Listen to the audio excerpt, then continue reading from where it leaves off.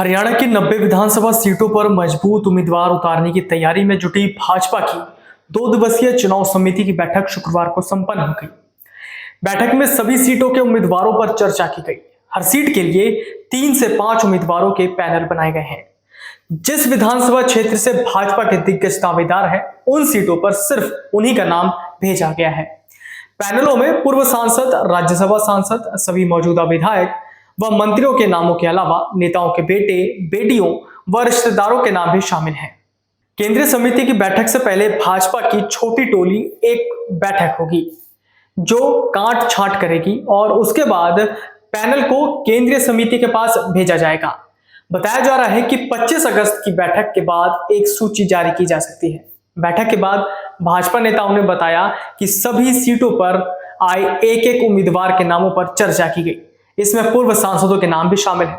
इसी तरह से मौजूदा राज्यसभा सांसदों ने भी विधानसभा पहुंचने की इच्छा जाहिर की है। उनका भी नाम पैनल में शामिल किया गया है। इसी तरह से भाजपा के मौजूदा 41 विधायकों के नामों को भी पैनल में शामिल किया गया। वहीं लोकसभा चुनाव हारे सदस्यों और नेताओं के रिश्तेदारों के नाम भी पैनल में है।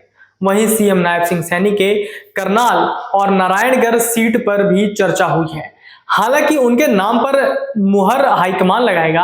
जिन सीटों पर भाजपा के दिग्गज दावेदार हैं, उन सीटों पर उनके अलावा किसी दूसरे नाम पर चर्चा नहीं की गई है। भाजपा के एक नेता ने बताया कि कुछ विधानसभा सीटों पर 3 से 5 उम्मीदवारों के नाम शामिल किए गए हैं। पूर्व सीएम और केंद्रीय मंत्री मनोहर लाल ने बताया कि कई सीटों पर उम्मीदवारों के नाम तय हो चुके हैं। टिकट के दावेदारों के नाम लिफाफे में बंद हो गए हैं।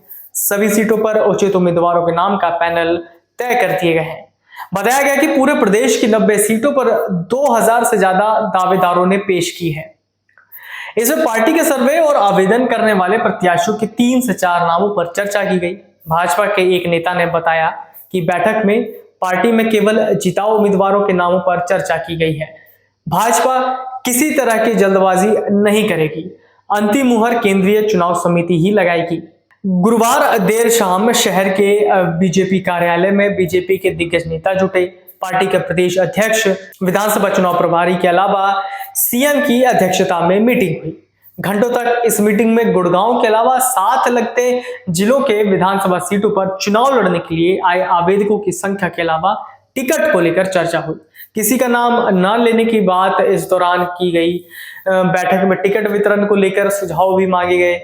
मीटिंग में विधानसभा चुनाव के प्रभारी केंद्रीय मंत्री धर्मेंद्र प्रधान, प्रदेश अध्यक्ष मोहनलाल बड़ौली और मुख्यमंत्री नायब सिंह सैनी ने पार्टी में मौजूद केंद्रीय मंत्री, केंद्रीय राज्य मंत्री, सांसद, चुनाव समिति के सदस्य आदि से टिकट वितरण को लेकर सुझाव मांगे। टिकट के लिए आवेदकों की संख्या को लेकर जानकारी मीटिंग में रखी गई।